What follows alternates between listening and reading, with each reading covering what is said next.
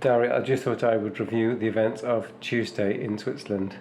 I'm first going to talk about the fact that on Monday night we used an app, which is also available as a website called Park for Night, to find a spot to do a bit of wild camping near Berne. So the app told us to go to Murden, which actually is a place that we've done a road race. But on this occasion we were just looking for an innocent night's sleep. So it pointed us towards a sports centre, which we had quite a lot of difficulty getting into the entrance to. But eventually, a rather long circuitous route, we got in.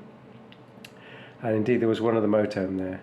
So we parked up, and after a bit of a walk, we came back to do a bit of sleeping. Now, as you may recall, Monday was quite a big travelling day for us. We'd driven almost 800 kilometres, and so we were pretty tired. Let's put it like that. So we did notice on the windscreen of the camper next to us that they had like a parking fine, a parking ticket, and we thought it might be a double bluff. It could have been an actual parking ticket, or they could have saved a previous parking ticket and put it underneath their wiper, so that any parking warden would think they already had a parking ticket. Anyway, we were too chicken to take it off and have a detailed look, so we never found out what the actual score was. But we eventually, we were so tired we just went to sleep, because on Tuesday, which is the day of this report, we had an important meeting at the Swiss National Bank in Berne. So it's a tremendously grand-looking building, and we went in and we had a lovely meeting with a man who spoke very decent English to us. So I never underestimate the comfort factor of when people speak your language.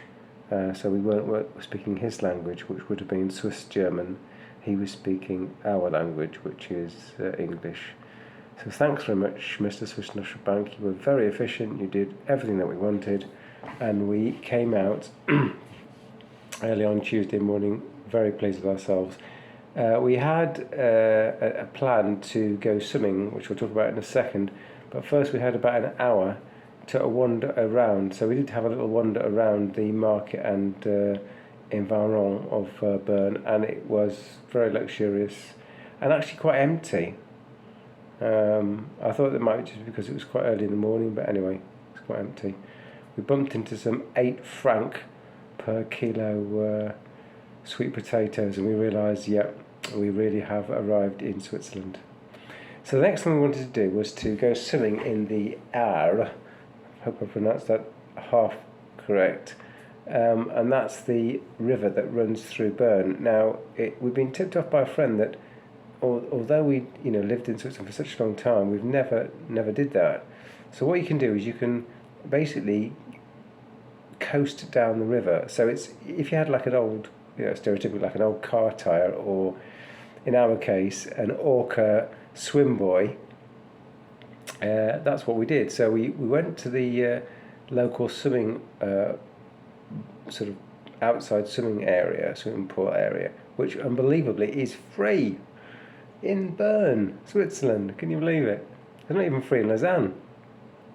So we went to this grand swimming pool, and we could have just gone to the swimming pool, but we wanted to go sort of floating in the river. So there's a path by the river, and we walked 1 or 2 kilometres up, and then eventually got in. I was a bit trepidatious because I was going to be cold. But it was about sort of 19 or 20 degrees, I believe. And anyway, after a few moments of coldness, we were just in our element. I think we put our Garmin's on, and I think we did 1 kilometre in 10 minutes. So I uploaded that to Strava immediately, because normally it would take me about 20 minutes to to swim 1 kilometre. And this was about 10 minutes, so I was waiting for my kudos to arrive. And then as you finish, you can actually take a sort of a left-hand turn and swim under a sort of concrete area into the swimming pool in Berne. So you just like come off the river, turn left, and you swim into this like end point, which leads you to the swim area in Berne. And we paid a very trivial amount. I think was it 1 franc, 2. Anyways, some small amount of franc, and that entitled us to a hot shower. So I had a lovely hot shower, really hot, delicious. And then we got back in the motorhome. So that was Berne completed, and then our next stop was going to be Lausanne, and in particular Vidy Camping, which is where we're staying. But on the way, we thought we might need a bit of shopping, so we went into Coop, our local store, and I was delighted to see that masks are mandatory. There are big signs as you walk in saying masks are obligatory. There's no like little sign saying masks are possibly obligatory or please would you wear a mask. It just says that's it, masks are obligatory. And guess what? Everyone in the shopping centre was wearing a mask, no exceptions. How wonderful is that? Less wonderful but more understandable was the prices of the food that we encountered in the Coop supermarket, and it 7 francs for a tiny amount of hummus. I think the British price, by the way, is about £1, and so we were paying like £6 for something that costs about £1 in England. So that's an extreme example of Swiss food inflation. But anyway, we walked out with our wallets a bit lighter, but still smiling because we got the food that we actually desired, and headed off to Camping Vidy. Now there's a separate video which I'll publish later about Vidy Camping, but basically this is a campsite really for motorhomes, really, or caravans. And there are a few tents, but let's say tents are like 5%, and they seem to be further away from the entrance. It's like they're sort of trying to hide them in the corner somewhere.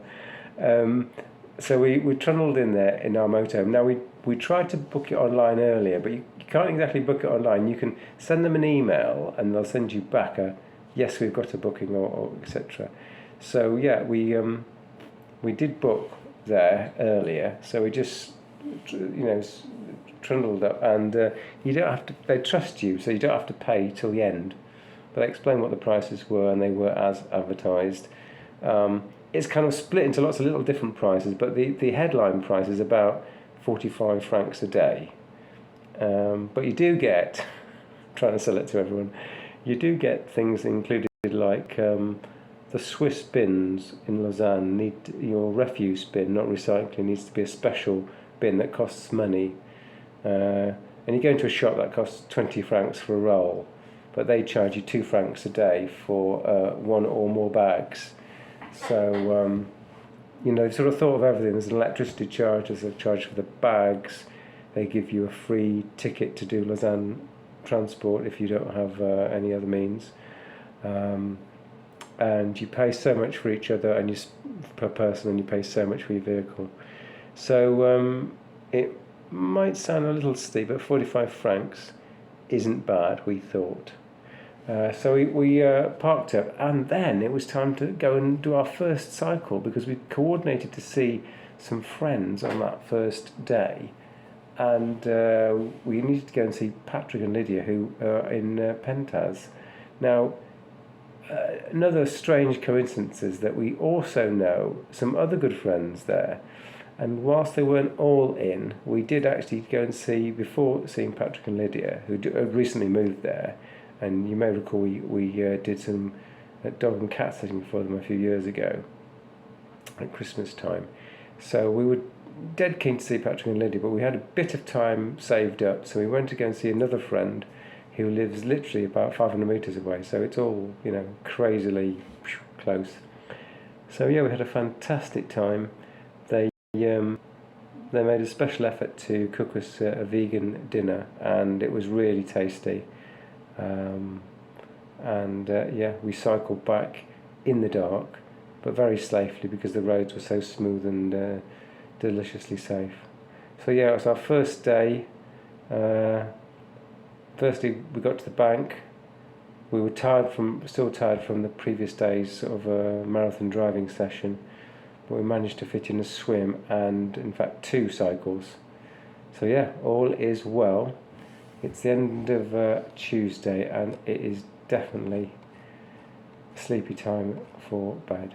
Thanks for watching, Darry.